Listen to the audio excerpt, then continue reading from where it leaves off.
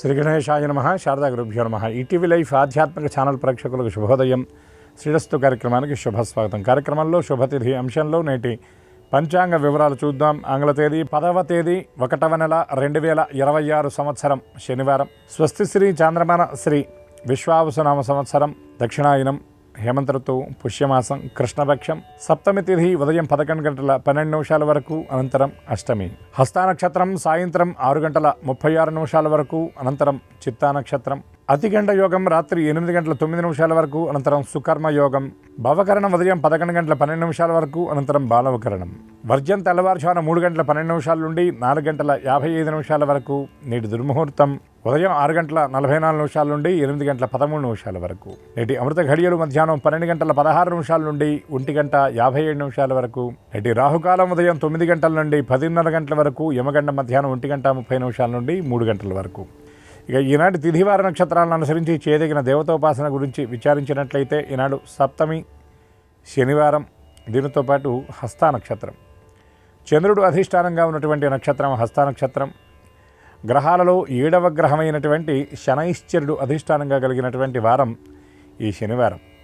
ఈ శనివారం నాడు వెంకటేశ్వర స్వామి ఆరాధన చాలా విశేషమైనది. ఎందుకంటే కలియుగ దైవం అని వెంకటేశ్వర స్వామి వారికి పేరు.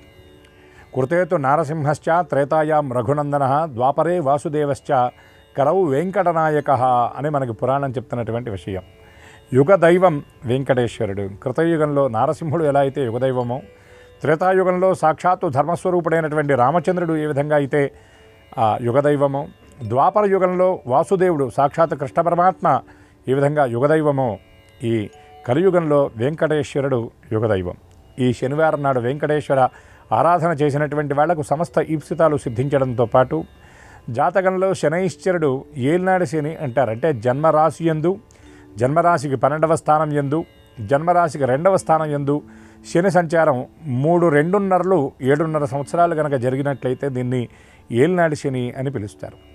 దీనితో పాటుగా జన్మరాశి నుండి 4వ స్థానం, జన్మరాశి నుండి 8వ స్థానంలో శని ఉంటే దోషప్రదుడని, 4వ స్థానంలో ఉంటే అర్ధాష్టమ శని, 8వ స్థానంలో ఉంటే అష్టమ శని అని చెప్తారు. ఆయా సందర్భాలలో వెంకటేశ్వర స్వామి ఆరాధన కనుక చేసినట్లయితే విశేషమైన ఫలితాలను పొందుతారు. ముఖ్యంగా గ్రహదోషాలు కనుక బాగా ఎక్కువగా ఉండి జాతకంలో కూడా శని ప్రాతికూల్యత ఉన్నట్లయితే, నడుస్తున్నటువంటి దశ కూడా శని మహర్దశ లేక శని అంతర్దశ అయితే విశేషంగా వెంకటేశ్వర ఆరాధన చేయమని చెప్తారు. అందులో ధనుర్మాసంలో చేసేటటువంటి వెంకటేశ్వర స్వామి ఆరాధన పరిపూర్ణమైనటువంటి ఫలవంతం. కొద్దిపాటి ఆరాధన కూడా మనకి కొండంత అనుగ్రహాన్ని, స్వామి యొక్క దయని మనకి తెచ్చిపెడుతుంది. ఇటువంటి ఈ రోజున ఈ శనివారం నాడు స్వామి అనుగ్రహాన్ని కాంక్షిస్తూ, స్వామి ఇప్పుడు కూడా జ్యోతిస్వరూపుడిగా ఆ దీప ఆరాధనే స్వామి యొక్క విశేషమైనటువంటి ఆరాధన అని మనకి వెంకటాచల మహత్యాది గ్రంథాలు, వెంకటేశ్వర వ్రతకల్పాదులు చెప్తున్నటువంటివి విషయాలు. కాబట్టి ఈ గ్రహదోషాలు ఉన్నటువంటి వాళ్ళు, అంతేకాకుండా వెంకటేశ్వర అనుగ్రహానికి పాత్రలవ్వాలి అనుకున్నటువంటి వాళ్ళు బియ్యపిండి, ఆవు పాలు, కొబ్బరి పొడి, బెల్లంతో తయారు చేసినటువంటి ఆ పిండి ప్రమిదను తయారు చేసి ఆవు నెయ్యితో దీపారాధన చేసి ఆ దీపం స్వామివారి ముంగిట ఉంచి ఆ దీపానికి అర్చన జరిపినట్లయితే స్వామి తప్పకుండా అనుగ్రహిస్తాడు. ఏమిటండి స్వామి యొక్క విశేషం అంటే, కలౌ వెంకటనాయక అని మనం ఇందాక చెప్పుకున్నట్లుగా వెంకటేశ్వరుని బోలు వేల్పు లేదు, స్వామి పుష్కరిని బోలు సరసి లేదు, తిరుమలను బోలు క్షేత్రమి ధరణి లేదు, కలియుగంబున వేరుండు గతియు లేదు అని చెప్తారు. అంటే వెంకటేశ్వర స్వామితో సమానమైనటువంటి దైవం ఇంకెక్కడా లేడు. వెంకటేశ సమోదేవో నభూతో న భవిష్యతి. స్వామి పుష్కరిని బోలు సరసి లేదు, స్వామి పుష్కరిణితో సమానమైనటువంటి సరస్సు ఈ భూభాండంలో మనకు ఎక్కడా కనిపించదు. తిరుమలను బోలు క్షేత్రం ఈ ధరణి లేదు, తిరుమలతో సమానమైనటువంటి ఆ క్షేత్రం ఈ ధరణి యందు, ఈ భూలోకంలో ఎక్కడా కనిపించదు అంటారు. అందుకే అక్కడ ఉన్నటువంటి ప్రతి గట్టు, ప్రతి పుట్ట, ప్రతి చెట్టు కూడా ఋషితుల్యములు అని చెప్పేటటువంటి మాట. అటువంటి వెంకటేశ్వర స్వామిని కనుక ఆరాధిస్తే, ఎక్కడైతే పరమభక్తితో స్వామి ఆరాధన చేస్తామో అక్కడ ఉండేటటువంటి ఆ ప్రదేశమంతా తిరుమలతో సమానం అన్నారు. సాక్షాత్ అక్కడ వెంకటేశ్వర స్వామి భక్తితో పిలిచిన చోటకి ఆయన వస్తాడని పెద్దలు చెప్పేటటువంటి మాట. ఆ ప్రదేశంలో ఉండేటటువంటి జలమంతా కూడా పుష్కరిణి జలంతో సమానమని చెప్తారంటే భక్తి కిం న కరోతి, భక్తి ప్రధానమైంది కాబట్టి గుండె గుడిలో ఉన్నటువంటి దైవాన్ని మనం వెంకటేశ్వరుడిగా భావన చేసి ఆరాధిస్తే స్వామి సద్యఫలప్రదాయకుడు కనుక సమస్త ఈప్సితాలను నెరవేరుస్తాడు. అటువంటి శనివారం నాడు వెంకటేశ్వర ఆరాధన అందరూ చేసి వెంకటేశ్వరుడి యొక్క దివ్య కృపకు పాత్రులు అవ్వాలని ఆశిస్తూ మరొక విశేషం ఏమిటంటే స్వామి నామాన్ని చెప్పినా చాలు, గోవింద గోవింద అనేటటువంటి నామాన్ని చెప్పినా చాలు సమస్త శుభాలను స్వామి అనుగ్రహిస్తాడు. అటువంటి దివ్య గోవింద నామస్మరణ పురస్సరంగా స్వస్తి.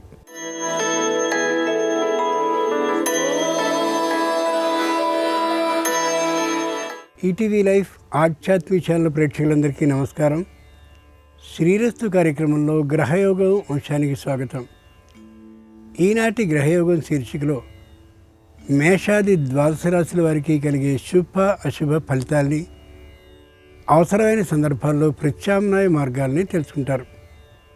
అంతేకాక ఏ రాశి వారికి ఏ దైవ దర్శనం అనుకూలమో, ఏ రాశి వారికి ఏ దిక్ప్రయాణం శుభకరమో, ఏ రాశివారు ఏ రంగు దుస్తుల్ని ధరించినట్టయితే సకల కార్య నిర్విఘ్న పరిసమాప్తి అవుతుందో, ఏ రాశి వారికి ఏ సంఖ్య అనుకూల సంఖ్యగా ఉండబోతుందో ఆ విశేషాలన్నింటినీ క్రమంగా తెలుసుకుంటారు.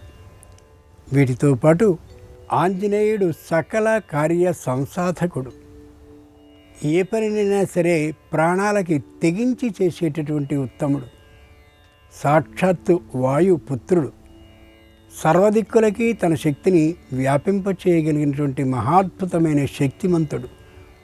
ఆయన ఆరాధనని ఎలా చేయాలి, చేస్తే కలిగే ఉత్తమ ఫలితాలు ఏమిటి అనే విశేషాన్ని శ్రీకరం శీర్షిక ద్వారా ఇప్పుడు మనం తెలుసుకుందాం.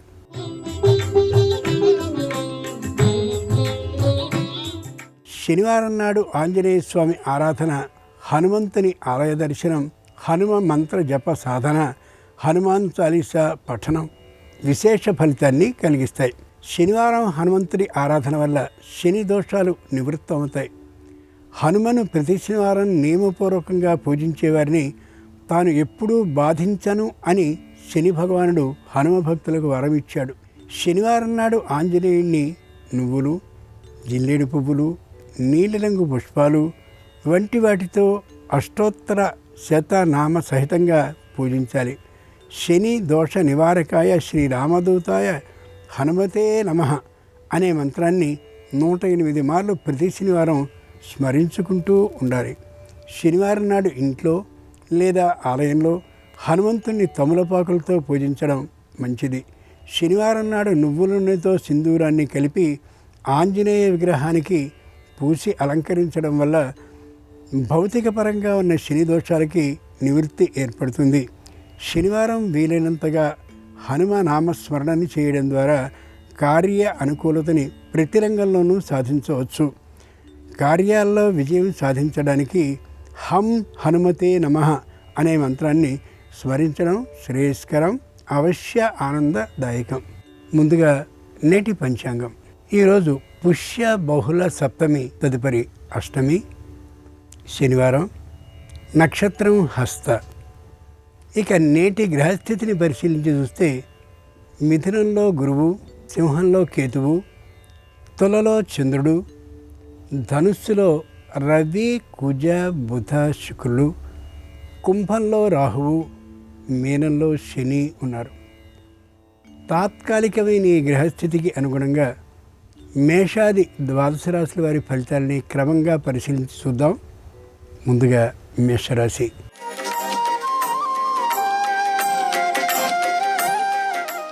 ఈరోజు మేషరాశి వారికి ఉద్యోగం చేస్తున్నట్లయితే శ్రమతో విజయం లభిస్తుంది. చాలా జాగ్రత్తగా పనిచేయవలసి వస్తుంది. వ్యాపారంలో లాభం అయితే వస్తుంది, కానీ తీవ్రమైనటువంటి శ్రమని పడవలసి వస్తుంది. శారీరకంగా వృత్తిపరమైనటువంటి గుర్తింపు బాగా వస్తుంది, కానీ ఆర్థికమైన లాభం అంతంత మాత్రంగా ఉండొచ్చు. ప్రభుత్వం నుండి ఏవైనా బకాయిలు రావాల్సి వస్తే వాటి కోసం విశేషంగా శ్రమ చేయవలసి వస్తుంది.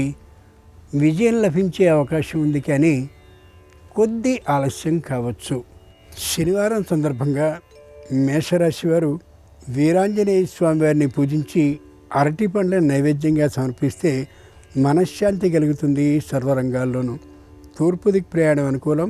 కలిసి వచ్చే రంగు ఎరుపు. అదృష్ట సంఖ్య 4.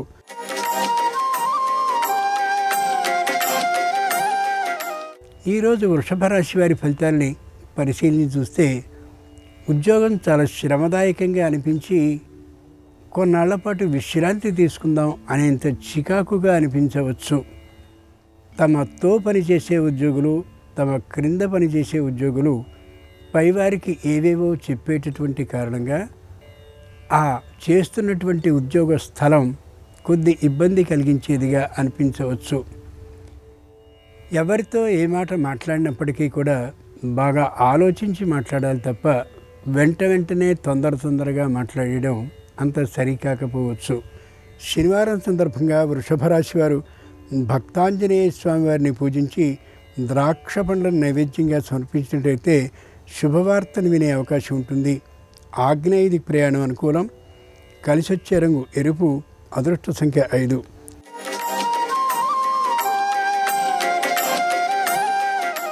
ఈరోజు మిథున రాశి వారి ఫలితాలని పరిశీలించి చూస్తే వ్యాపారాన్ని చేస్తూ ఉండేటువంటి వారికి పెద్దగా కలిసి వచ్చే అవకాశం ఏమాత్రం ఉండకపోవచ్చు.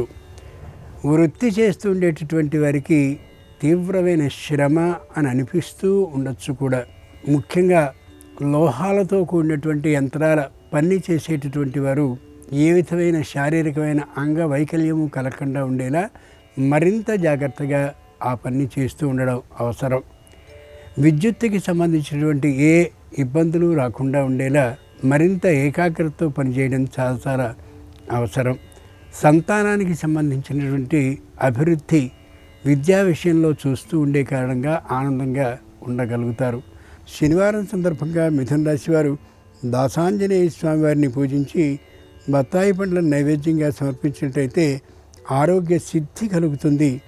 దక్షిణ దిక్ ప్రయాణం అనుకూలం. కలిసి వచ్చే రంగు నీలం. అదృష్ట సంఖ్య 6.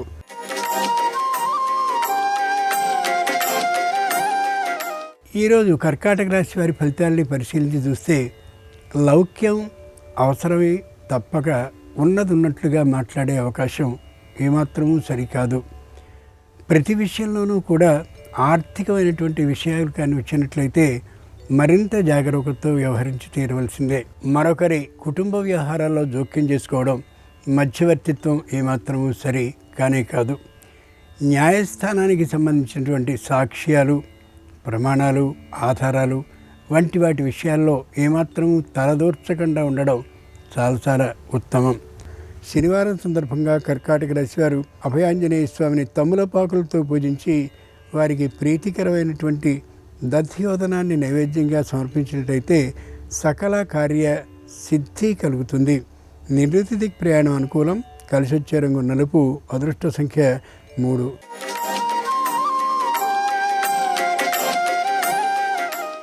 ఈరోజు సింహరాశి వారి ఫలితాలని పరిశీలించి చూస్తే మానసికంగా దృఢంగా ఉంటారు.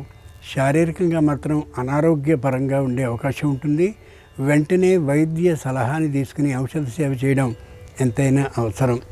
సంతానానికి సంబంధించినటువంటి వివాహాది శుభకార్యాలు అనుకూలించే అవకాశం ఉంటుంది. అయితే బాగా ఆలోచించి మాత్రమే వివాహానికి సంబంధించిన నిర్ణయాన్ని చేయడం శ్రేయస్కరం. తాము చేస్తున్నటువంటి వ్యాపారం ఏదైనా ఉన్నట్లయితే వ్యాపారంలో ఏ విధమైనటువంటి మెళుకువలు కావాల్సి వస్తుందో, కొత్తవైన జాగ్రత్తలు తీసుకోవాల్సి వస్తుందో ఆ రంగంలో నైపుణ్యం ఉన్నటువంటి వారి సలహాలను తీసుకుని మాత్రమే చేయడం శ్రేయస్కరం. శనివారం సందర్భంగా సింహరాశి వారు ప్రసన్నాంజనేయ స్వామి వారిని ఫలాలతో పూజించి ఆయనకు ప్రీతికరమైనటువంటి పులిహోరను నైవేద్యంగా సమర్పించినట్లయితే గ్రహదోషం తొలుగుతుంది. పశ్చిమ దిక్ ప్రయాణం అనుకూలం. కలిసి వచ్చే రంగు తెలుపు. అదృష్ట సంఖ్య 5.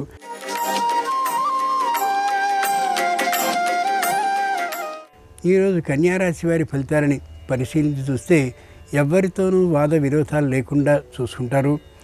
నోటి దూకుడుతనం, దురుసుతనాన్ని పూర్తిగా తగ్గించేసుకుంటారు.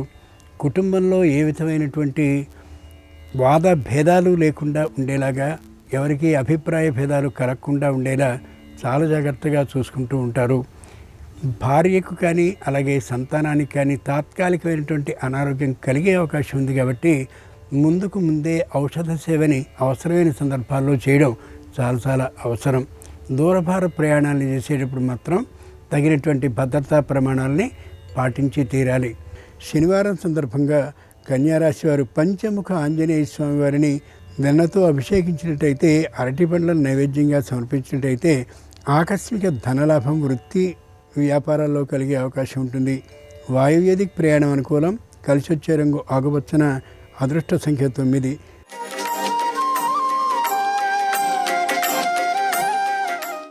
ఈరోజు తులారాశి వారి ఫలితాలని పరిశీలించి చూస్తే మొగమాటలు లేకుండా మాట్లాడతారు. ఉండేటటువంటి వృద్ధులు, అనారోగ్యవంతులు అయినటువంటి వారి విషయంలో స్పష్టమైనటువంటి నిఘాని పాటిస్తూ ఔషధ సేవ సక్రమంగా వారు చేస్తున్నది లేనిది పరిశీలిస్తూ ఉంటారు. తాము సంపాదించినటువంటి స్థిరమైన ఆస్తుల్ని స్వయంగా వారే పరిరక్షించుకుంటూ ఏ విధంగానూ అన్యాక్రాంతం కాకుండా ఉండేలా రక్షించుకోగలుగుతారు. బ్యాంకుల్లోనో లేదా ఇతరమైనటువంటి సంస్థల్లోనో దాచి ఉంచినటువంటి సొమ్ము ఏ విధంగా ఉన్నది, ఆర్థికంగా పెరుగుతున్నది లేనిది పరీక్షించుకుంటూ ఉంటారు. శనివారం సందర్భంగా తులారాశి వారు విజయాంజనేయ స్వామి వారిని పూజించి ఇష్టమైనటువంటి ఫలాన్ని నైవేద్యంగా సమర్పించినట్టయితే వివాహాది శుభకార్య నిశ్చయం అశ్రమంగా అయ్యే అవకాశం ఉంటుంది. ఉత్తర దిక్ ప్రయాణం అనుకూలం. కలిసి వచ్చే రంగు పసుపచ్చన. అదృష్ట సంఖ్య 7.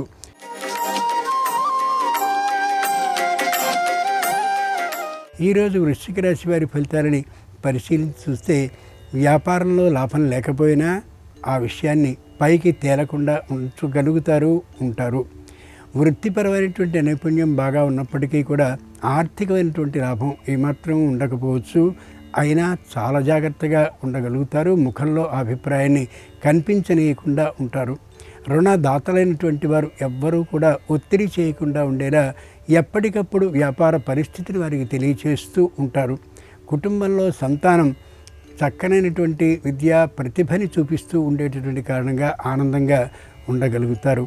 శనివారం సందర్భంగా వృశ్చిక రాశి వారు బడబానుల వీరాంజనేయ స్వామి వారిని పూజించి వారికి ప్రీతికరమైనటువంటి ఆవు పాలను నైవేద్యంగా సమర్పించినట్లయితే నూతన ఉద్యోగ ప్రాప్తి సూచన కలిగే అవకాశం ఉంటుంది. ఈశాన్య దిక్ ప్రయాణం అనుకూలం. కలిసి వచ్చే రంగు నలుపు. అదృష్ట సంఖ్య 2.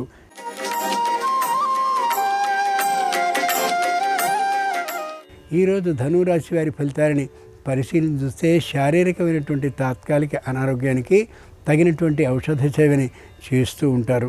అన్నదమ్ములతో, అప్పచెల్లెలతో ఏ విధమైనటువంటి ఇబ్బందులు రాకుండా ఉండేలా ఆచి తూచి మాట్లాడుతూ ఉంటారు. దూరభార ప్రాంతాల నుంచి వస్తువులన్నింటినీ తెప్పించుకుని వ్యాపారంలో అధిక లాభం కోసమని ప్రయత్నాల్ని ప్రారంభిస్తారు. తమ తల్లిదండ్రుల నుంచి, తాత ముత్తాతల నుంచి వచ్చినటువంటి ఆస్తిపాస్తుల్ని అమ్మాలనే ఆలోచనని పూర్తిగా వ్యతిరేకిస్తారు. అప్పచెల్లెళ్ళు, అన్నదమ్ములు అంగీకరించినప్పటికీ కూడా.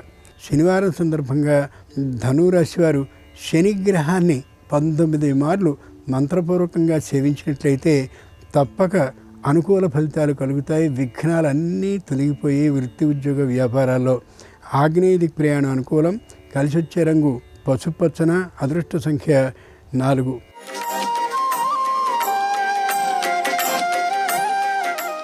ఈరోజు మకర రాశి వారి ఫలితాలని పరిశీలించి చూస్తే దైవానికి సంబంధించిన కార్యక్రమాల్లో విశేషంగా నిమగ్నమై ఉంటారు. ఆర్థికమైనటువంటి లాభాలు పెద్దగా లేకపోయినప్పటికీ కూడా ఏ విధమైన చింతాభావం వారికి ఉండదు. కుటుంబంలో వ్యాపారానికి ఆధారభూతుడైన వ్యక్తుల ఆరోగ్యం అంత సక్రమంగా లేకపోయినప్పటికీ కూడా నిరుత్సాహాన్ని పొందరు. రుణదాతలైనటువంటి వారు, ఆపన్నహస్తాన్ని అందించినటువంటి వారు ఎవరైతే వ్యాపారం ఇబ్బందిలో ఉండగా ఉన్నారో వారందరికీ కృతజ్ఞతల్ని స్వయంగా వెళ్ళి ప్రకటించి మరీ వస్తారు. కృతజ్ఞతాభావాన్ని బాగా ప్రకటించినటువంటి కారణంగా ఇబ్బందులు ఏమాత్రము వ్యాపారంలో ఉండవు. శనివారం సందర్భంగా మకర రాశి వారు శని స్తోత్రాన్ని పఠిస్తూ నువ్వుల్ని దానం చేసినట్లయితే శని దోషాలు పూర్తిగా నివృత్తం అవుతాయి. దక్షిణ దిక్ ప్రయాణం అనుకూలం. కలిసి వచ్చే రంగు తెలుపు. అదృష్ట సంఖ్య 3.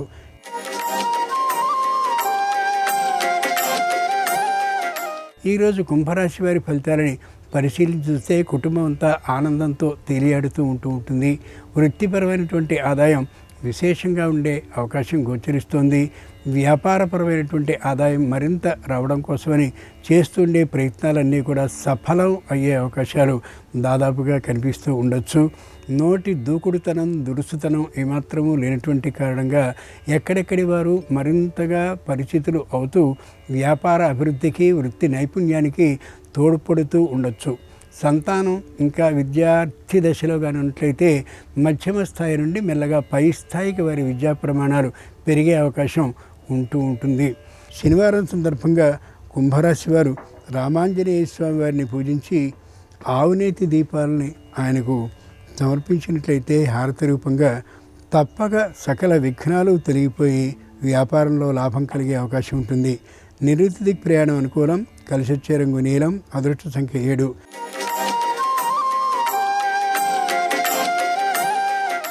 ఈరోజు మీనరాశి వారి ఫలితాలని పరిశీలించి చూస్తే వృత్తిపరమైనటువంటి ఆదాయం పెరుగుతుంది.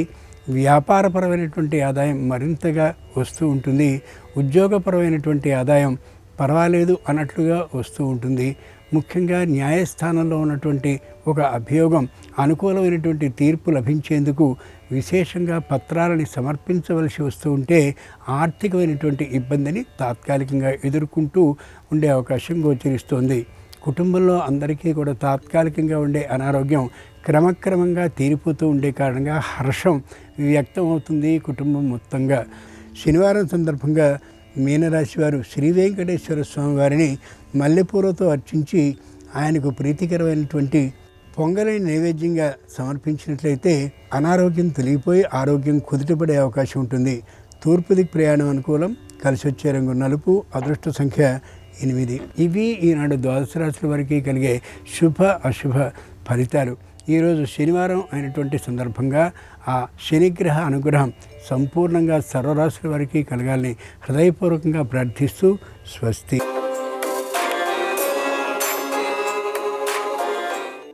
నమస్కారం. ఆంగ్ల నూతన సంవత్సరం 2026లో తులారాశి వాళ్ళకి గ్రహాలు యోగించాలంటే, అదృష్టము ఐశ్వర్యము అందిపుచ్చుకోవాలంటే, శుభము లాభము చేకూరాలంటే ఎలాంటి సులభమైన శక్తివంతమైన విధి విధానాలు పాటించాలో నేటి శుభం లాభం అనే శీర్షికన పరిశీలిద్దాం. ప్రధానంగా 2026 ఆంగ్ల నూతన సంవత్సరంలో తులారాశి వాళ్ళకి 7 నెలల పాటు గురుబలం అద్భుతంగా ఉంది. జనవరి 1వ తేదీ నుంచి జూన్ 2వ తేదీ వరకు గురుబలం అద్భుతంగా ఉంది. మళ్ళీ నవంబర్ 1వ తేదీ నుంచి డిసెంబర్ 31వ తేదీ వరకు గురుబలం అద్భుతంగా ఉంది. కేవలం జూన్ 2 నుంచి అక్టోబర్ 31 మధ్య కాలంలో ఆ 5 నెలల్లో మాత్రమే గురుబలం లేదు. సంవత్సరంలో ఎక్కువ కాలం గురుబలం విశేషంగా పనిచేస్తుంది. కాబట్టి కేవలం జూన్ 2 నుంచి అక్టోబర్ 31 మధ్యలో గురువిచ్చే వ్యతిరేక ఫలితాలు తొలగింపజేసుకోవాలంటే ఆ సమయంలో వచ్చేటటువంటి గురువారాలు తడి గంధాన్ని నుదుటన బొట్టులాగా ధారణ చెయ్యండి. అలాగే ఆ సమయంలో ప్రతిరోజు చిటికెడు పసుపు నీళ్ళలో కలుపుకొని ఆ నీళ్ళతో స్నానం చేస్తూ ఉండండి. బృం బృహస్పతయే నమః అనే మంత్రాన్ని జూన్ 2 నుంచి అక్టోబర్ 31 మధ్యలో ప్రతిరోజు 21 సార్లు చదవండి. అప్పుడు గురువు ఇచ్చే వ్యతిరేక ఫలితాలు తొలగిపోతాయి. జూన్ 2 నుంచి అక్టోబర్ 31 మధ్యలో మాత్రం గురువు వ్యతిరేకంగా ఉండటం వల్ల తులారాశి వాళ్ళకి ఖర్చులు ఎక్కువ అవ్వటం, వృత్తిలో ఎక్కువ శ్రమ పడటం, ఇలాంటి వ్యతిరేక ఫలితాలు కలిగే సూచనలు ఉన్నాయి. కానీ జూన్ 2 ముందు అక్టోబర్ 31 తర్వాత మొత్తం సంవత్సరంలో 7 నెలలు గురుబలం అద్భుతంగా యోగిస్తోంది. అలాగే 2026 మొత్తం తులారాశి వాళ్ళకి శనీశ్వరుడి బలం సంపూర్ణంగా ఉంది. శని 6వ స్థానంలో సంచారం చేస్తూ అద్భుతంగా యోగిస్తున్నాడు. కాబట్టి ఏ రంగంలో ఉన్న తులారాశి వాళ్ళైనా సరే 2026లో వృత్తిపరంగా అత్యున్నత స్థాయికి చేరటానికి 6వ స్థానంలో శని సంచారం విశేషంగా యోగిస్తుంది. అలాగే తులారాశి వాళ్ళకి శత్రుబాధలన్నీ తొలగిపోతాయి. అనారోగ్య సమస్యల నుంచి బయటపడతారు. అప్పుల సమస్యల నుంచి బయటపడతారు. అప్పులు, అనారోగ్యాలు, శత్రువులు ఇవన్నీ తొలగింపజేసుకొని వృత్తిలో అత్యున్నత స్థాయికి చేరటానికి 6వ స్థానంలో శని సంచారం తులారాశికి 2026 మొత్తం కూడా అద్భుతంగా యోగిస్తుంది. అలాగే తులారాశి వాళ్ళకి ఈ 2026 మొత్తం కేతువు 11వ స్థానంలో సంచారం చేస్తూ అద్భుతంగా యోగిస్తున్నాడు. దానివల్ల తీర్థయాత్రలు చేస్తారు, పుణ్యక్షేత్ర సందర్శనం చేస్తారు, భగవద్ అనుగ్రహం అద్భుతంగా ఉంటుంది. కాబట్టి కేతువుకి శనికి సంబంధించి ఎలాంటి పరిహారాలు చేసుకోవాల్సిన అవసరం లేదు. తులారాశి వాళ్ళకి రాహుగ్రహం ఒక్కటే సంవత్సరం మొత్తం వ్యతిరేక ఫలితాలు ఇస్తోంది. రాహుగ్రహం 5వ స్థానంలో సంచారం చేస్తూ వ్యతిరేక ఫలితాలు ఇస్తోంది. కాబట్టి తులారాశి వాళ్ళ సంతానానికి సంబంధించిన విద్యా సమస్యలు కానీ, ఉద్యోగ సమస్యలు కానీ, వ్యాపార సమస్యలు కానీ, వివాహ సమస్యలు కానీ, ఇవన్నీ కూడా సంతానానికి సంబంధించి ఉండే సూచనలు ఎక్కువగా ఉన్నాయి. కాబట్టి తులారాశి వాళ్ళు వాళ్ళ సంతానానికి సంబంధించిన విద్యా, ఉద్యోగ, వ్యాపార, వివాహ సమస్యలు అధిగమించాలంటే 5వ స్థానంలో రాహు ఇచ్చే వ్యతిరేక ఫలితాలు తొలగింపజేసుకోవాలి. దానికోసం తులారాశి వాళ్ళు 2026లో వచ్చే ఆదివారాలు శివలింగానికి పుట్ట తేనె, చెరకు రసం ఈ 2 ద్రవ్యాలతో అభిషేకం చేసుకోవాలి. అలాగే ఆదివారం పూట గోమాతకు ముల్లంగి ఆహారంగా తినిపిస్తూ ఉండాలి. ఇలా 12 ఆదివారాలు చేసినట్లయితే 5వ స్థానంలో రాహువిచ్చే వ్యతిరేక ఫలితాలన్నీ తొలగిపోతాయి. సంతానపరమైన సమస్యలు అంటే సంతానం జీవితంలో అభివృద్ధిలోకి రావటానికి ఏర్పడే సమస్యలన్నిటి నుంచి తులారాశి వాళ్ళు సులభంగా బయటపడవచ్చు. అలాగే తులారాశి వాళ్ళ సంతానంలో ఎవరికైనా ఆకస్మికంగా సమస్యలు వచ్చినా కూడా తులారాశి వాళ్ళు ఈ 2026లో అమావాస్య రోజు ఒక శక్తివంతమైన దానం ఇవ్వండి. 1 కేజీ నల్ల ద్రాక్ష, తేనె సీసా అమావాస్య రోజు దేవాలయంలో దానమిస్తే సంతానానికి ఆకస్మికంగా వచ్చే సమస్యల నుంచి బయటపడవచ్చు. కాబట్టి ప్రధానంగా 2026 ఆంగ్ల నూతన సంవత్సరం మొత్తం తులారాశి వాళ్ళకి శనైశ్వరుడు అద్భుతంగా యోగిస్తున్నాడు, కేతువు అద్భుతంగా యోగిస్తున్నాడు. దాదాపు 7 నెలల పాటు గురుబలం విశేషంగా యోగిస్తోంది. కేవలం 5 నెలలు గురుబలం లేనప్పుడు పరిహారాలు చేసుకోండి. ప్రధానంగా రాహువుకి సంబంధించిన పరిహారాలు చేసుకోవడం ద్వారా 2026 మొత్తం అద్భుతమైన శుభ ఫలితాలను అందిపుచ్చుకోవచ్చు, అదృష్టాన్ని, ఐశ్వర్యాన్ని సిద్ధింపజేసుకోవచ్చు. అలాగే ఆంగ్ల నూతన సంవత్సరం 2026లో అదృష్టము, ఐశ్వర్యము కలిసి రావాలన్నా, శుభము, లాభము చేకూరాలన్నా వృశ్చిక రాశిలో జన్మించిన వాళ్ళు ఎలాంటి సులభమైన శక్తివంతమైన పరిహారాలు పాటించాలో రేపటి శుభం, లాభం అనే శీర్షికన పరిశీలిద్దాం. నమస్కారం. ఈ కార్యక్రమాన్ని తిరిగి చూడాలనుకుంటే www.youtube.com/ETV Life Spiritual లో చూడవచ్చు.